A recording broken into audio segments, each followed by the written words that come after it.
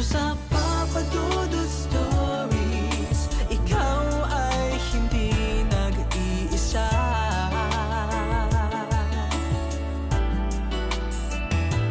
Dito sa Papa Dudut Stories, may nagmamahal sa'yo. Papa Dudut Stories, Papa Dudut Stories. Dear Papa Dudut, sa lahat po ng mga nakatutok ngayon, huwag kalimutan na mag-like, mag-share at mag-subscribe.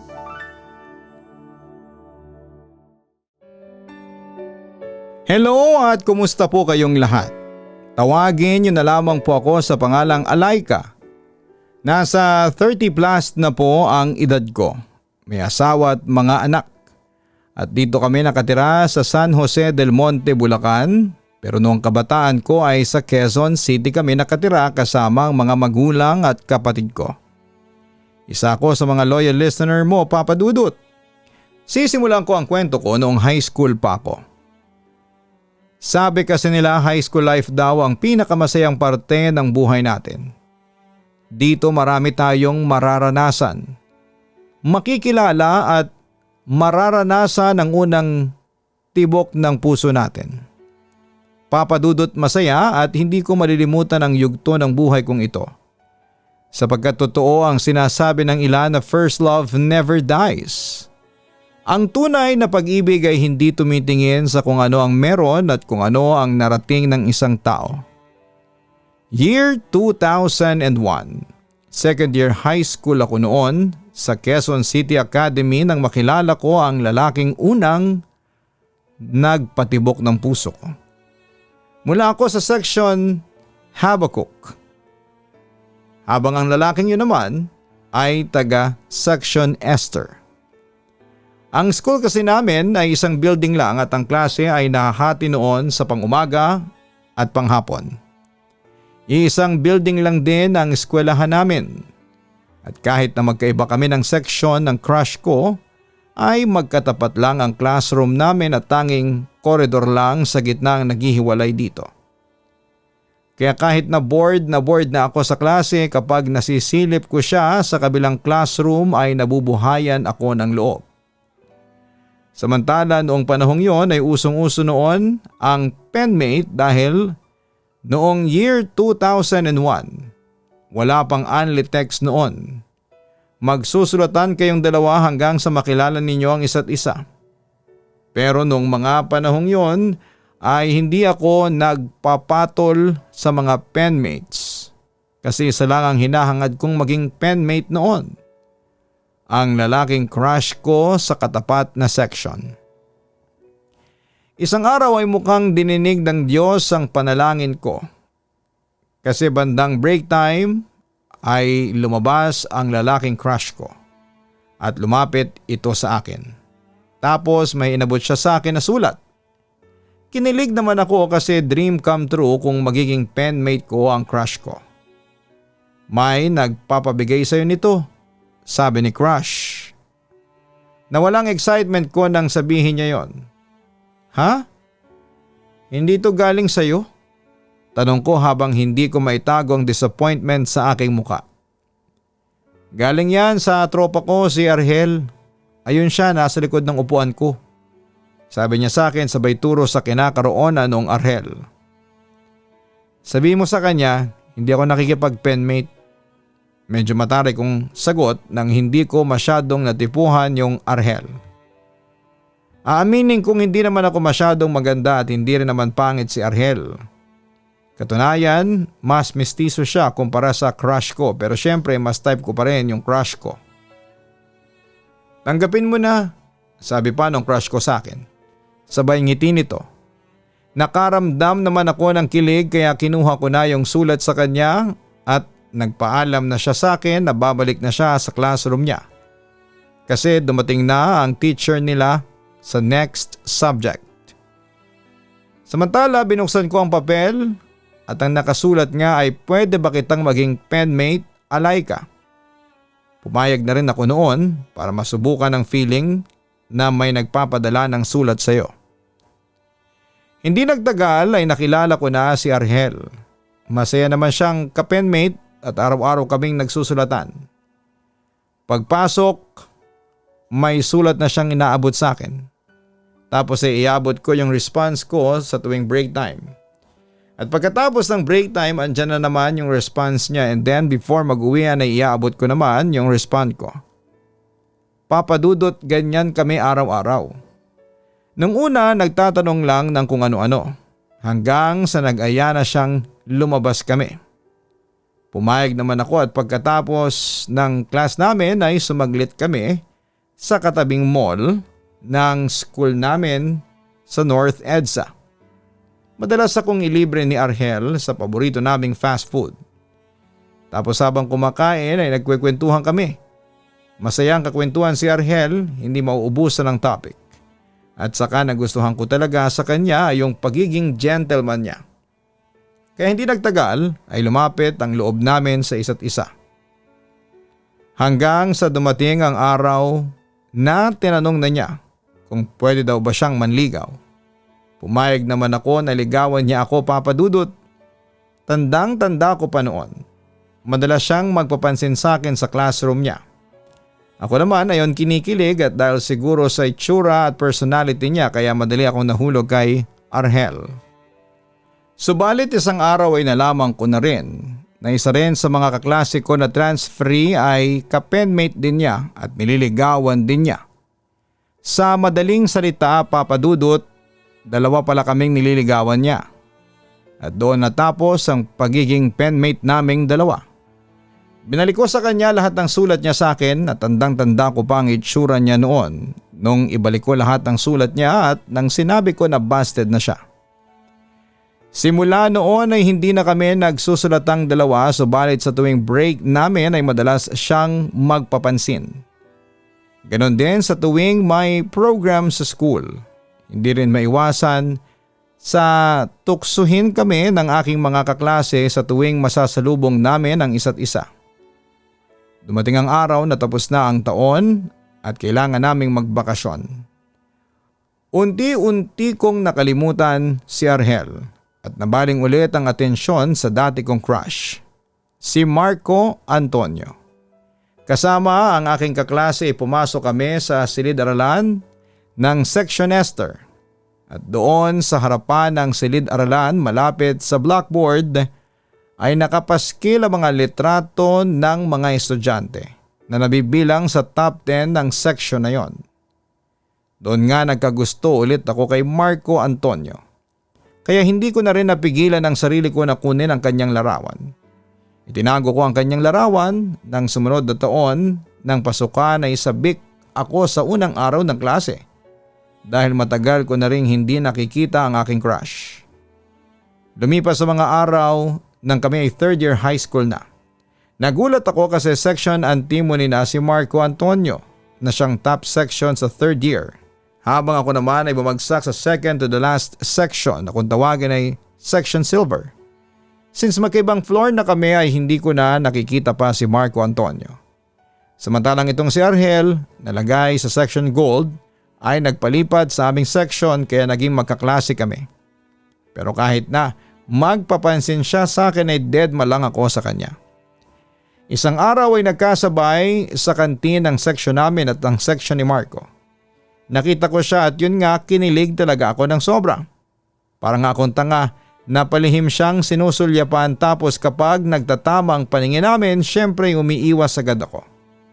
Napansin ito ni Arhel at agad siyang lumapit sa akin para kausapin ako.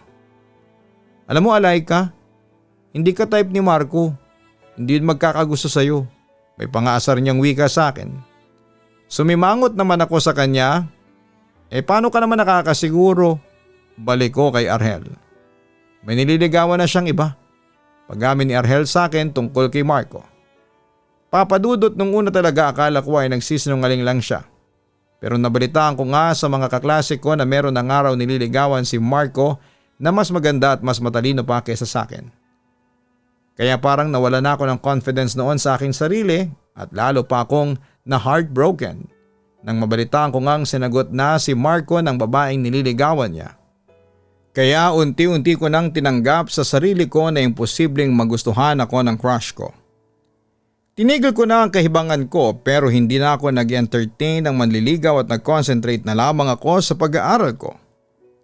Pero Papa Dudut, paminsan-minsan ay nagkakasalubong kami ni Marco at hindi ko maiwasan na masaktan ng kaunti.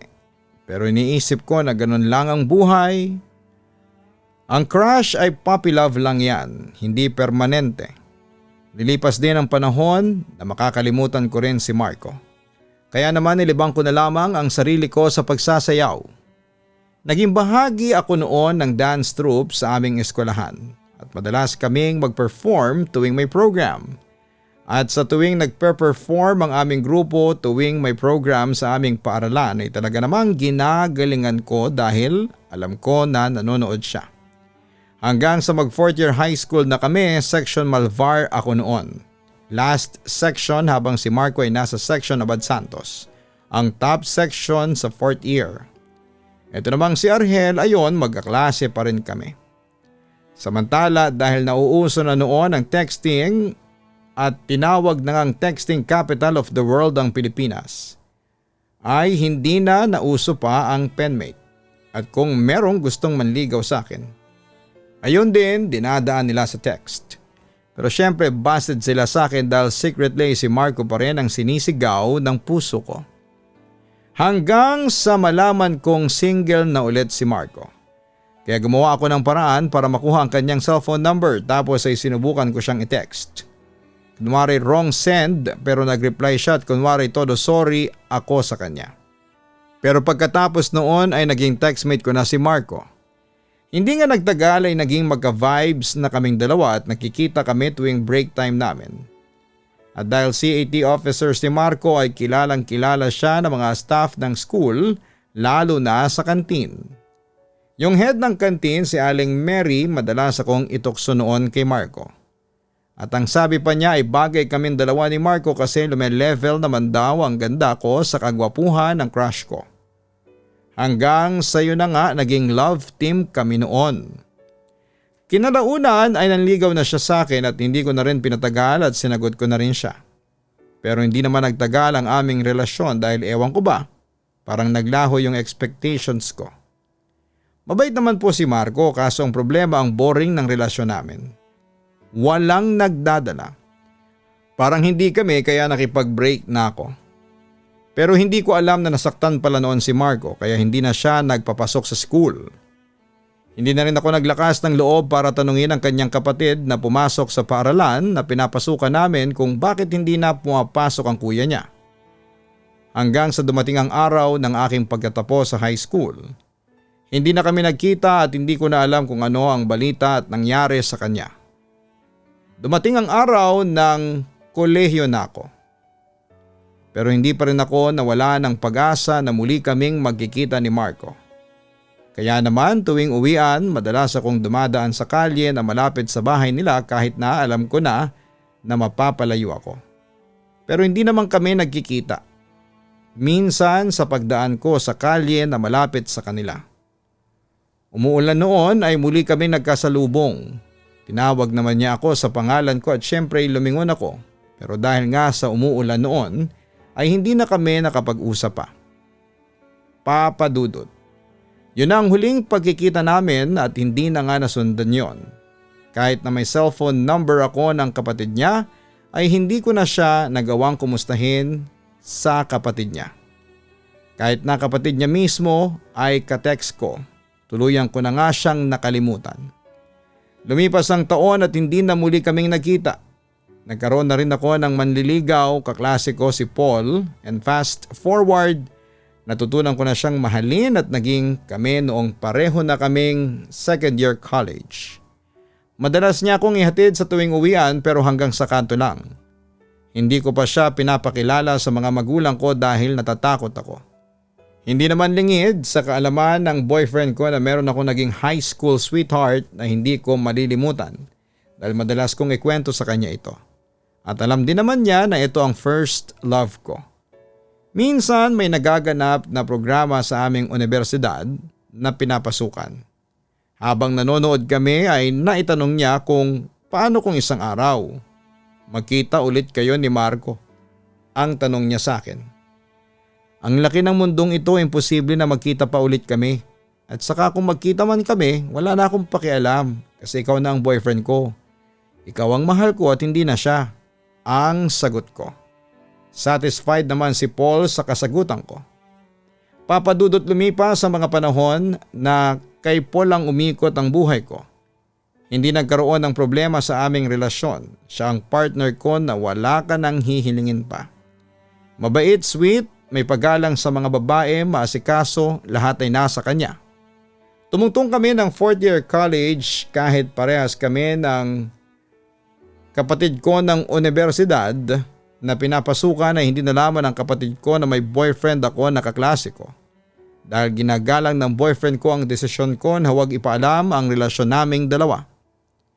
Samantala ay dumating ang araw na nagrent ako sa computer shop at nauuso na noon ang Facebook kaya nagbaka sakali akong makita si Marco. Tinype ko ang pangalan niya sa search box at agad namang lumabas ang profile niya. At doon ay nakita ko na nag-shoutout siya na nag-i-invite sa birthday niya at nag-post siya ng cellphone number niya. Siyempre kinuha ko ang number niya at sinave ko ito. At minsan pauwi ako galing sa OJT ko sa isang government bank ay naisipan ko siyang i-text. Hindi siya agad nag-reply. Hanggang minsan isang araw ay tumanog ang cellphone ko. I was surprised dahil si Marco ang nag-text. At simula noon ay palagi na kaming nagte-text. Dumating ang araw ng birthday niya at in-invite niya ako na pumunta. At dahil nga sa kagustuhan kong malaman kung ano ang nangyari sa kanya kaya pumunta naman ako. Pagkagaling ko sa school ay dumiretso ako sa lugar na napagkasunduan namin na magkikita kami. Papadudot. Yun ang una naming pagkikita at pagkatapos ng maraming taon ay iba na ang itsura niya. Ibang-iba na. Payat, tumanda na ang itsura niya, sa madaling salita ay nagmukhang tambay. Dumiretso kami sa bahay nila at pinakilala ako sa tita at kapatid niya maging sa mga bisita niyang mga kabarkada. Nagulat pa nga ang kapatid niya kung bakit ako nandoon dahil hindi naman niya alam na nagkikita kami ng kuya niya at may communication kami ng kuya niya. Hindi naman ako nagtagal at umuwi rin kaagad. Samantala, naging madalas ang aming pagkikita, papadudot. Alam niyang may boyfriend ako pero wala siyang pakialam. Madalas niya akong papuntahin sa bahay nila noon at doon nalaman ko na kung ano ang buhay meron siya noong panahong yon. Late na siyang nakagraduate ng high school dahil nasira ang buhay niya sa barkada. Tambay lang siya. Madalas nasa kalsada kahit ganoon ay hindi ako nailang na makipagkaibigan sa kanya. Sa kabilang banda ay mabilis sa mga pangyayari. Nagtapat siya sa akin na mahal niya ako at kung pwede niya ba akong ligawan. May boyfriend na ako, ang sagot ko. Kung asawa na agaw, girlfriend pa kaya? Ang tugon niya. Pinakita niya sa akin na desidido siya sa panliligaw sa akin kaya naman sinagot ko siya. Hindi naman sa pagmamayabang pero dumating ako sa point na kailangan kong mamili sa dalawang lalaki. Si Paul o si Marco. Mahirap diktahan ang puso, pinilit kong kalimutan na lang si Marco dahil alam ko na kung anong buhay meron siya. Pero siya talaga ang mahal ko. Kaya naman tinapos ko ang relasyon namin ng boyfriend ko. Kahit na masakit yon kay Paul, sa uli tinanggap na lang niya ang desisyon ko. Samantala, isa rin sa mga dahilan kung bakit si Marco ang pinili ko dahil kahit alam niya na ako ay magtatapos na sa pag-aaral at siya ay tambay lang ay malakas ang loob niya na pumunta sa bahay namin at humarap sa mga magulang ko. At dahil nga nalaman ng mga magulang ko na tambay lang si Marco ay hindi sila boto dito. Madalas akong pinagsasabihan ng mga magulang ko na hiwalayan ko na raw si Marco. Pero papadudot mahal ko talaga si Marco. At pinakita niya sa mga magulang ko na mahal din niya ako at para sa akin ay handa siyang ayusin ang buhay niya. Sa kabilang banda ay nakapagtapos na ako ng kolehiyo at nakahanap ng trabaho. Tuwing araw ng linggo, kapag wala akong pasok sa trabaho ay madalas ay nasa bahay nila ako. Tanggap na ako ng mga kapatid at magulang ni Marco dahil nga sa pagmamahal ko sa kanya ay binigay ko na rin ang aking pagkababae. At ilang buwan lang ay nalaman naming buntis na ako. Pinanagutan naman niya ako at naganap siya ng trabaho. Pero dahil nga sa high school graduate lang siya ay nahirapan siyang magkaroon ng maganda at maayos na trabaho.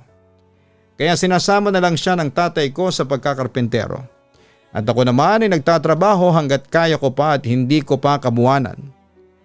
Hindi nga naglaon ay nakapanganak naman ako ng maayos at nagsilang ng isang malusog na batang lalaki. Tuwang-tuwa ang aking mga magulang at doon ay natanggap nila si Marco. Sa bahay ng mga magulang ko kami tumira. Ang mga magulang ko ay palaging handa kaming suportahan at tulungan. At nang ilang buwan pagkapanganak ay agad naman akong nakahanap ng trabaho. Habang siya ay nasa bahay at nag-aalaga ng aming anak. At kung minsan kapag may kontrata ang tatay ko sa pagkakarpentero ay sinasama siya. Sa mag-asawa ay hindi talaga maiwasan ang magkaroon ng hindi pagkakaunawaan. Dumating pa nga yung puntong sinaktan niya ako physically. Papadudot maghihiwalay ang taon noon nung nag-aaway kami. Ang dahilan ng pag-aaway namin ay dahil gusto ko nang umuwi kasama ang aking anak sa bahay ng mga magulang ko at doon magdiwang ng bagong taon. Napagkasunduan naman naming bago mag alas 12 ng gabi ay uuwi kami sa bahay ng mga magulang ko kasama ang anak namin. Pero nung nagyaya na ako dahil 11 PM na ng gabi ay ayaw niyang pumayag. Hindi daw kami uuwi. Nagpumilit ako at doon ay sinaktan na niya ako. Medyo nakainom na siya noon, yun pala ay dinamdam niya ang hindi pagpayag ng mga magulang ko na umalis ng gabing yon sa bahay namin para dumalaw sa bahay nila. Umuwi akong mag-isa sa bahay para ipaalam sa mga magulang ko ang ginawa niya. Kasama ng mga magulang ko, bumalik kami sa bahay nila Marco para kausapin ang mga magulang ko ang nanay ni Marco at sunduin ang anak ko. Pagdating namin sa bahay nila ay imbes na humingi ng paumanhin ang mama ni Marco ay sila pa itong nagsisigaw at galit na galit. Hindi nila pinasama ang anak ko sa amin. Kaya naman umuwi na lamang kami sa bahay at pagsapit ng umaga ay agad kaming pumunta sa barangay hall at women's desk at pinaalam ang mga nangyari. Kasama nga ng mga pulis ay pumunta kami sa bahay nila Marco upang kunin ang anak ko. Subalit hindi siya pinalabas ng mama niya. Susunod na lang daw sila sa barangay at isasama ang anak ko. Makalipas ang ilang oras ay dumating ang mama niya, ang tiyahin niya at ate ni Marco pero hindi kasama ang anak ko at si Marco. Papadudot hindi ko alam kung ano ang nasa isipan nila at kung ano ang plano nila. Sobrang takot ako noon dahil baka hindi nila ibalik ang anak ko. Buti at inalalayan ako ng mga magulang ko noong panahong yon. Hindi nila ako pinabayaan. Tinulungan nila ako at binigyan ng lakas ng loob. Hindi rin maiwasan ang pangaralan nila ako. Dahil sa mga nangyayari sa pamilya ko na bakit daw ba kasi sa dinami-dami ng lalaki at bakit siyang naging asawa ko. Makipaghiwalay na raw ako at magsimulang muli. Ilang oras pa ay dumating na nga si Marco kasama ang anak ko para ko nabunutan ng tinik at sobrang saya ko dahil nakita ko na ulit ang anak ko. Nagharap na kaming dalawa at sinabi ko sa kanya na nakapagdesisyon na akong makipaghiwalay na sa kanya. Subalit ayaw niyang pumayag, ayaw niyang maghiwalay kami. Dahil sa tatagal pa ang usapan namin ay minabuti na lang namin na umuwi muna at kinabukasan na lang ulit kami mag-usap sa women's desk. Kasama ng mga magulang ko ay umuwi kami ng anak ko sa bahay namin at si Marco kasama ng mama niya. Kinabukasan ay napag-usapan namin na maghiwalay muna kami. Doon na siya sa mama niya tumira at kami ng anak ko ay mananatiling tumira sa bahay ng mga magulang ko. Papadudot ilang buwan din kaming nagkahiwalay pero masakit sa isang ina na marinig ang anak niya na hinahanap palagi ang kanyang ama. Muli ko siyang tinanggap sa buhay namin ang aming anak at pinakita naman niya na nagsisisi siya sa kanyang mga nagawa. At ayaw din niyang maranasan ng aming anak ang kanyang mga naranasan sa pagiging isang miyembro ng isang broken family. Ginalang naman ng mga magulang ko ang desisyon ko at buong puso nila muling tinanggap si Marco bilang ama ng apo nila. Sa ngayon ay nag-aaral na sa grade 1 ang anak ko habang si Marco ay may maayos na trabaho. Isa siyang pahinante sa isang paggawaan ng karton sa Valenzuela. At ako naman ay nagtatrabaho sa isang kumpanya dito sa SJDM bilang isang accounting staff. Dalawa kaming nagtatrabaho upang mabuhay namin ng maayos ang aming anak. Ganon din upang suportahan ang aming ina at mga kapatid. Maraming salamat po Papa Dudut sa pagbibigay ng pagkakataon na maibahagi ko ang kwento ng aming tunay na pag-iibigan. Marami mang pagsubok ang dumating sa amin. Pero sa awa naman ng Diyos ay nalampasan namin ito.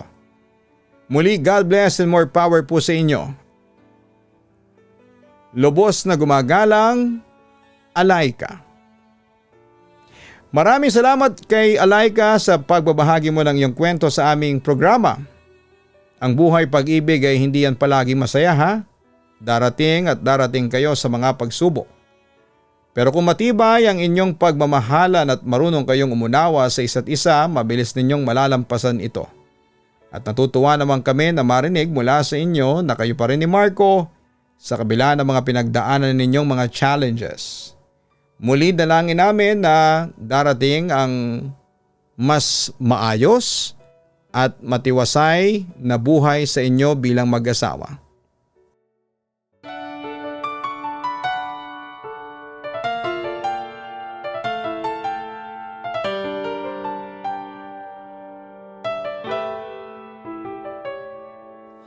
Ang buhay ay mahiwaga,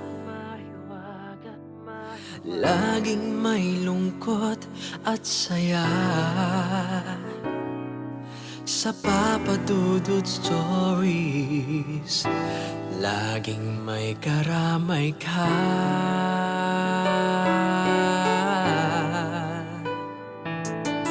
Mga problemang kaibigan, dito ay pakikinggan ka. Sa Papa Dudut Stories, kami ay iyong kasama. Dito sa Papa Dudut Stories, ikaw ay hindi nag-iisa.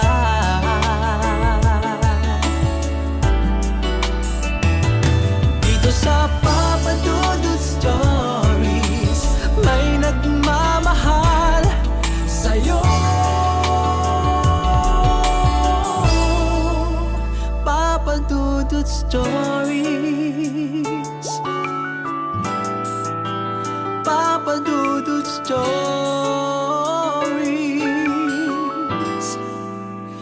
Papa Dudut Stories.